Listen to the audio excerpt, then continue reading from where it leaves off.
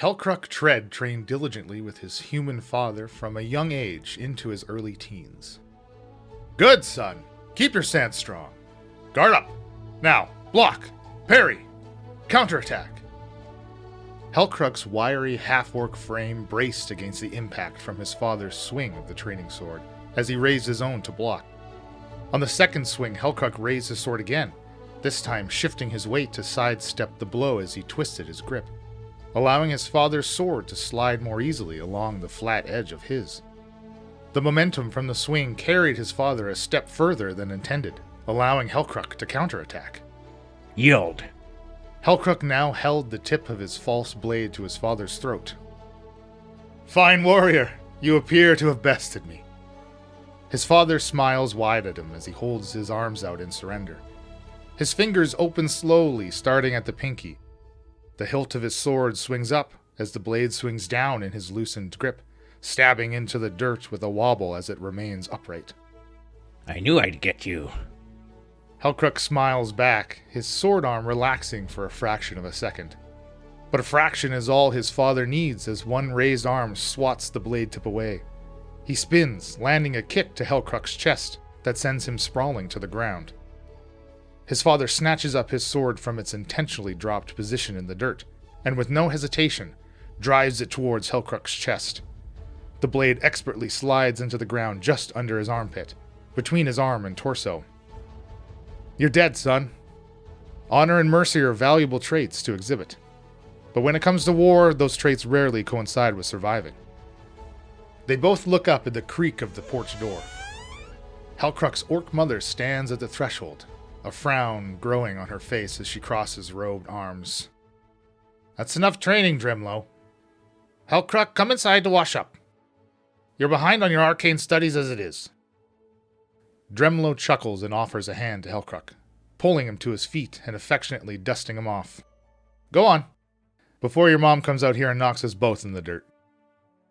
The door clatters close as Helkruk scurries past his mother and disappears into the quaint home with peeling paint on the trim and weathered siding. I know, Tulsa. I've been cutting into his readings. But I received deployment orders this morning. Tulsa's stern stance immediately softens as she takes her husband's hands in hers. They're sending you away with that insufferable halfwit, aren't they? Dremlo nods. It's only a negotiation. The terms seem simple enough. Not even a Lakely should be able to screw it up. As if to reassure them both, Dremlo lovingly pulls on the dangling leather ends of his wife's hair tie. The inlaid amethyst stone catches the afternoon light as he tightens it. Weeks later, the Tread home receives a terse knock at the front door. Helkruk excitedly races to answer, ever waiting for his father's safe return. A stern-looking man stands on the front porch, dressed in the Storm Cape guard uniform. Son, fetch your mother. The exchange of words with his mother is quick. The man speaks with a detached nature, monotone and to the point. Helkruk's father has died, and his actions have caused the death of many others, including the severe injury of diplomat Drake Lakely. Very few details are offered to the Tread family, despite Tulsa's demands for a proper explanation. The phrase posthumous dishonorable discharge repeats in Helkruk's head. The man leaves. His mother slams the door in frustration, then collapses to the floor in anguish, holding her son tightly as he buries his face in her shoulder, leaving tear stains on her robes.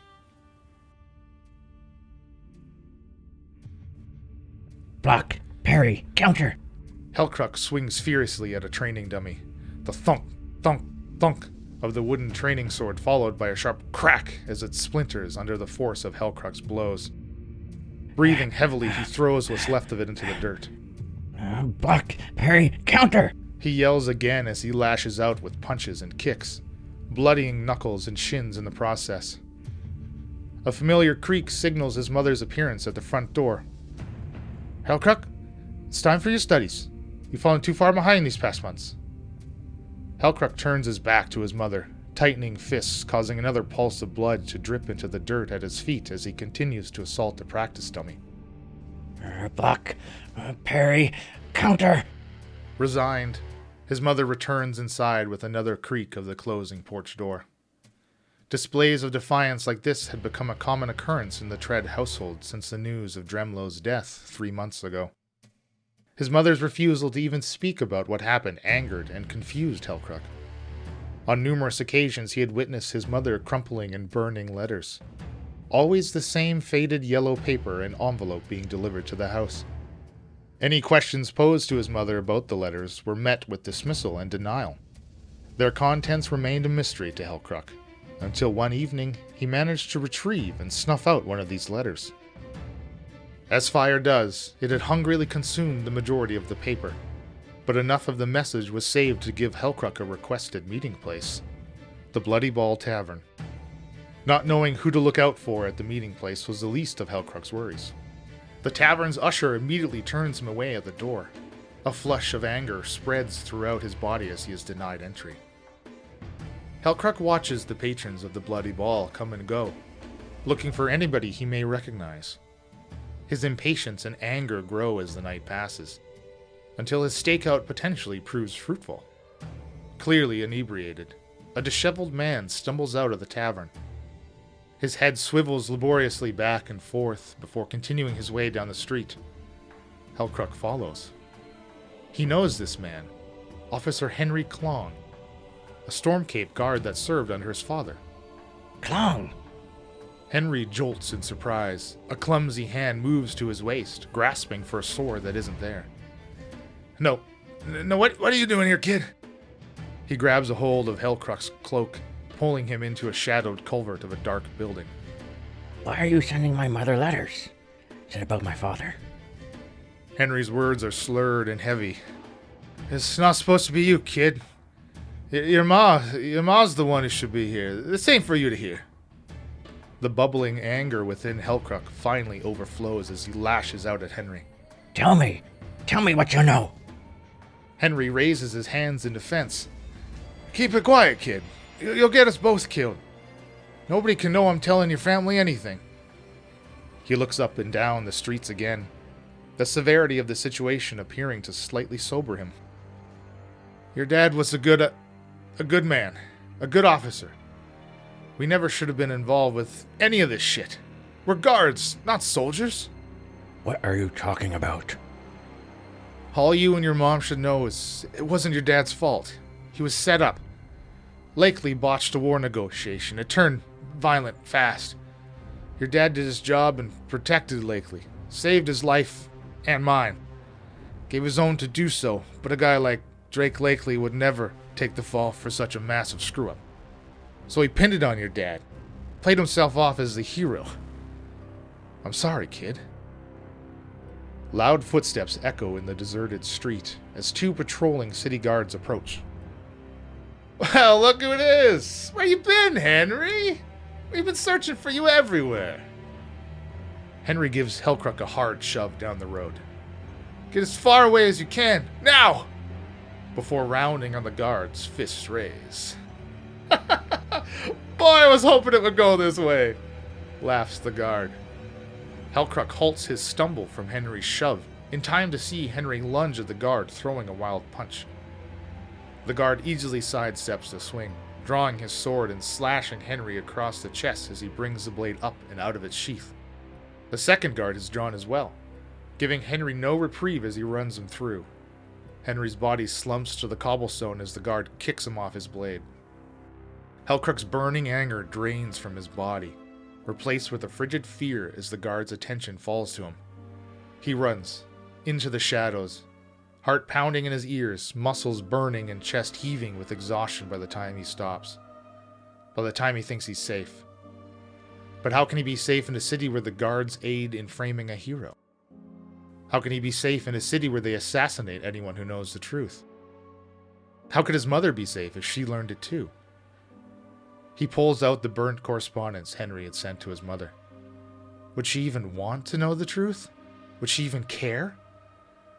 Helkruk furiously crumples the remnants of the letter. He would not return home. Not until many years later.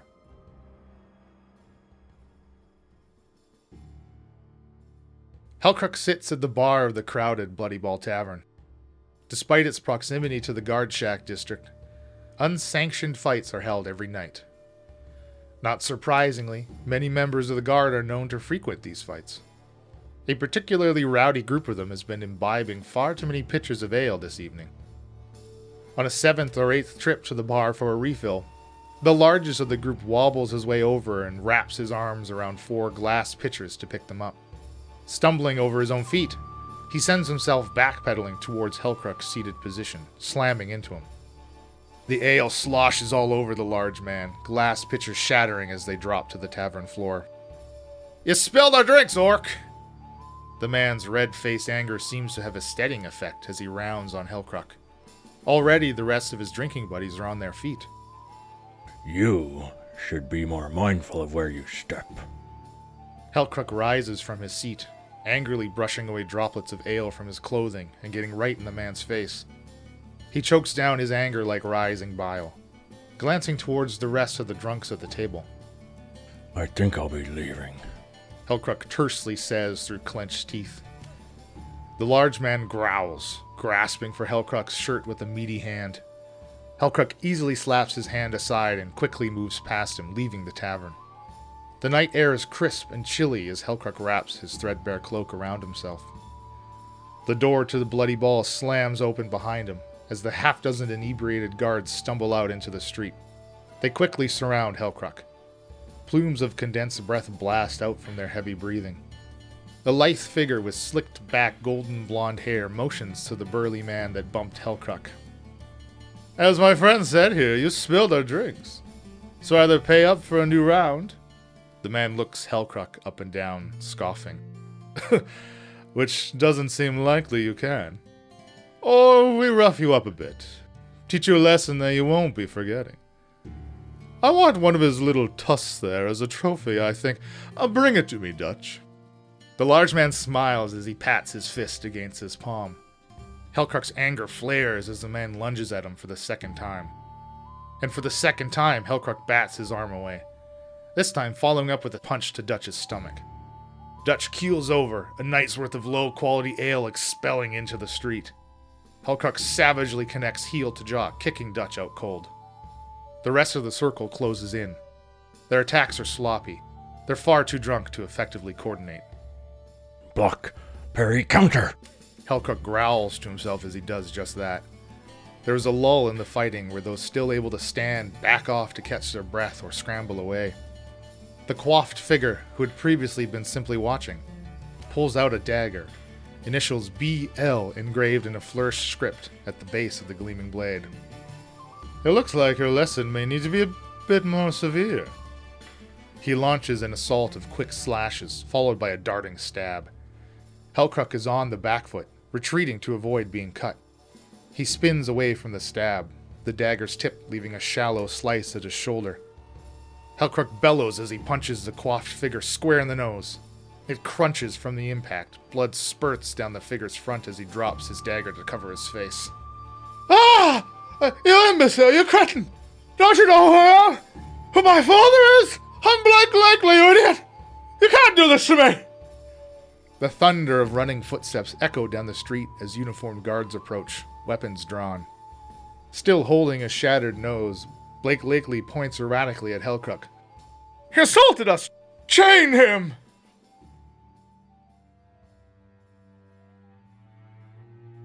Comprising a series of tunnels chiseled and carved into the rock far below the plateau, Storm Cape Prison houses offenders of all severities. Dubbed Storm's End by the longest-serving criminals. Very few inmates serve their time without a violent incident, and Helkruk is no different. After witnessing countless cuts, bruises, and black eyes during Helkruk's first few weeks in the prison, his cellmate offers a few words of advice one night. To move against the wind offers only resistance. Just what in the hell does that mean? The growth of the branch is always towards the nourishing sunlight. So should your path lead you to the light. There's no light in Storm Cape Prison. Only broken branches. Helkruk rolls over in his cot, putting an end to the conversation. "You're in my seat, puny one." A towering Goliath rests his fists on the cafeteria table in front of Helkruk. The faded tattoo of a filled-in triangle on his cheek denotes his membership of the Trinity, a gang known for its cruelty and being fiercely territorial. Mid-bite, Helkruk drops his fork onto his plate, glaring at the Goliath and the 3 goons he has with him. You're interrupting my lunch. What lunch? The Goliath smiles as he flips Helkruk's plate, throwing his food to the floor. Helkruk is on his feet, clenched fists already swinging as he snarls. I'll make you eat that! The Goliath takes the punch and smiles as he spits blood from his split lip, lashing out with his own powerful strike. Quicker than either of them, with a ruffle of long sleeve, a slight pale hand reaches out, batting the Goliath's punch aside, putting him off balance. That will be more than enough, Gilgroy. Helkruk's cellmate returns to a passive position, hands clasped and resting in front of her. The Goliath's demeanor immediately softens, his gaze lowering to the floor. Sorry, Eleanor. Gilgroy snaps his fingers at one of his goons. Food. Now. The goon slides his own lunch tray onto the table in front of Helkruk. The Trinity meant no disrespect to you and your own, Eleanor. Eleanor simply nods as Gilgroy and his underlings slink off. Helkruk regards his cellmate with confusion. How exactly did you do that? The broken branches may still be mended, with tutelage. Some, however, as she offers a slight nod towards Gilgroy, are beyond repair. Are you one of the latter, Helkruk? Helkruk looks at his fist, splattered with Gilgroy's fresh blood. He winces as he probes the bruises all over his body in various stages of healing, finally meeting Eleanor's piercing gaze. Please, teach me. Helkruk spends 10 years in Storm Cape prison. During this decade, Helkruk takes up a monthly correspondence with his mother, slowly mending their broken relationship, though he has not received a letter from her in a number of months. Helkruk's decision to make the effort with his mother is due in part to Eleanor's teachings. The two form a strong bond that goes beyond pupil and mentor. Eleanor's own story of how she ended up in prison resonates with Helkruk. Like his father's fate, she was made patsy for a crime she did not commit. Her devotion to monkhood and her residence at the Temple of the Way was not enough to stave off a life sentence. It takes many years, but Helkruk learns meditative techniques to temper the rage that has been slowly building in him since his father's death. These methods, along with martial arts training, are the only aspects of Eleanor's way of life that Helkruk devotes himself to, rejecting the more traditional lifestyle and religiosity that members of the temple would uphold. One night, Helkruk woke to the sound of tapping against cell bars, not an uncommon occurrence. Stormcape guards would round up select inmates on a monthly basis, removing them from their cells and releasing them in the middle of the night in an effort to combat the prison's severe overcrowding. These efforts were an unspoken reality of Storm's End. Even an offhanded mention about them would get you beaten by the guards. Tread! Up! Now! To his surprise, a guard stands at the open door to the cell he shares with Eleanor. What's going on? I don't know who pulled this string, but you're on the list, says the guard, brandishing an unfurled roll of parchment. Now move it. Eleanor has roused from her sleep as well, a look of serenity on her face. No, I won't go. Take Eleanor, not me. She's not on the list, Tread. You are. I've never had to drag or release inmate from their cell, but there's a first time for everything. The mended branch may now flourish in the light, Helkruk. Go, as you are meant to do so. Remember what you have learned. I do not wish to see you back here. Hands calmly clasped in front of her in the usual passive stance she carries herself in, Eleanor dismisses her pupil. Now alone on the streets once again, Helkruk decides it's finally time to return home. The comforting memories of his childhood flood back to him as he climbs the stairs of the front porch. It has been recently painted. The familiar faded lilac color replaced with a gaudy neon green. A doormat at the front entrance reads, "Timora bless this mess." Hesitating, Helkruk finally gives the door 3 sharp taps with his knuckles. His mother does not answer. Instead, a portly, rosy-cheeked dwarf greets him at the threshold. "Oh, hey there, feller. Can I help you?" Yes, I'm looking for Helkruk Tread. Who are you? "You're looking for who?" asks the dwarf, before realization settles across his face. "Oh, the previous owner, you mean? Hey, look, feller, I'm sorry to have to tell you, but she's since passed away. Happened about 6 months back. I'm Abel Leadstepper. I just moved in a few weeks ago. How did you know her?" She's my mother. Abel's face falls into a deep frown. "Oh, gosh, I'm just so sorry. Wait. By tomorrow's divine will, you wait right here." Helkruk is left abandoned on the porch, absorbing his loss. From within the house, he can hear the pulling of drawers and shuffling of items before Abel returns, his arm outstretched holding an object. "I found this the day I moved in, and I just knew that I had to hold on to it. Is this something important?" Abel holds a simple leather strap with an inlaid stone of amethyst. Helkruk takes it from the dwarf. This was my mother's. It was a gift to her from my father. I thank you, Abel. "Oh, well, I'm just glad the gods saw fit to get it returned to you." Helkruk wraps the strap around his wrist, securing the ends in a tight knot. Happy to have this memento of his parents, he is sure that the gods had nothing to do with its return to him. He knows his mother would scoff at such a notion. His father would simply rejoice in the happenstance of its return.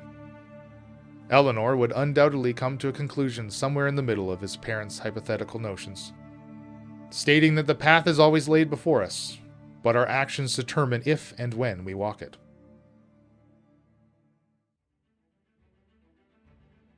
Helkruk wakes to the sound of a creaking barn door opening, slants of sunlight falling across his face, causing him to squint at the shadowy outline of a person approaching him. Who in the hells are you, and what are you doing in my barn, boy? An older man comes into focus, brandishing a pitchfork, clad in dirty overalls. The braying of horses fills the large barn as Helkruk gets to his feet. No, I don't mean any harm. I'm not trying to steal anything. I just need a place to sleep for the night. The man narrows his hard gaze at Helkruk, glancing around the barn as if to confirm that nothing is missing or damaged. Finally, he jabs the pitchfork into a bale of hay and leans on it, before picking out a strand and popping it in his mouth. Well, you didn't spook the horses, at least. They don't seem to mind you.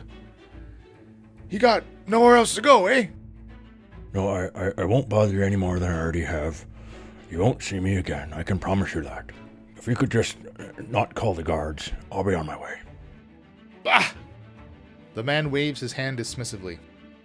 You think Captain Lakely gives a shite about anything outside the city walls? No, I won't be calling those useless mooks. The man unceremoniously spits out the hay.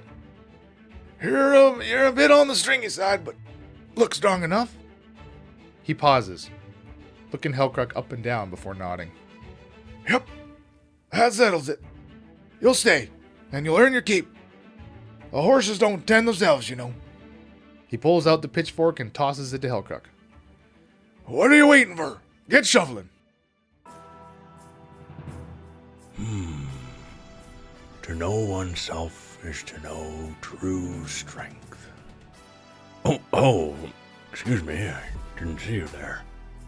Don't mind the meditations of my mind. For now we must bid farewell. But fear not, the journey continues at incorrigibleparty.com.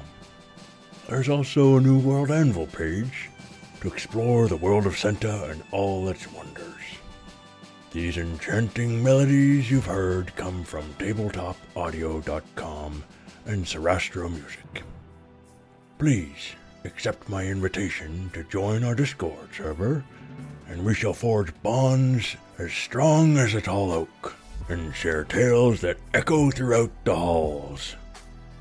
Lastly, I humbly beseech you, Like, rate, review, and spread the word of our adventures across the realms. Tell a friend, a comrade, or even a foe. And until we meet again, may your dice be blessed with fortune, and your cup filled with ale. Happy adventuring. This has been a Sounds of Steel production.